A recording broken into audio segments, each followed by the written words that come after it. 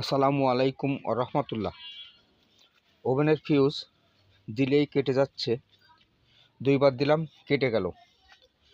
কেন কেটে গেল এটা আপনাদেরকে দেখাবো। আর এই ওভেনটা আপনারা ইচ্ছা করলেও নিজেরা মেরামত করতে পারবেন। এটা খুব ছোট্ট একটা সমস্যা, এটা কোনো বড় কিছু না, যার কারণে আপনাদের দ্বারা এটা সম্ভব।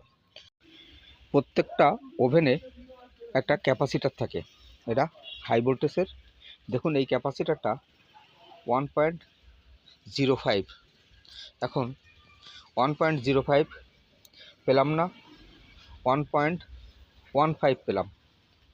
এখন এটা ছাড়া আর বিকল্প লাগানোর কিছু দেখছি না, তাই এটা লাগাতে হবে। আর আমরা দেখব এই ক্যাপাসিটারটা নষ্ট হয়ে গেছে। এটা নষ্ট হলে মিটার দিয়ে মাপলে কি হয়, মিটার দিয়ে ওমসের ঘাটে দিয়ে যদি মাপেন তাহলে এটা শর্ট দেখাবে, তার মানে ক্যাপাসিটারটা শর্ট হয়ে গেছে, যার কারণে বারবার ফিউজ কেটে যাচ্ছে। আপনারা ইচ্ছা করলে বাজার থেকে এর একটা ক্যাপাসিটার কিনে নিয়ে এসে ওভেনটা খুলে নিজে হাতে লাগিয়ে দেবেন, ওভেনটা কমপ্লিট হয়ে যাবে। আগামীতে নতুন ভিডিও পাওয়ার জন্য আমার জন্য দোয়া করবেন, যাতে সুন্দর একটা ভিডিও আগামীতে আপনাদেরকে দেখাতে পারি।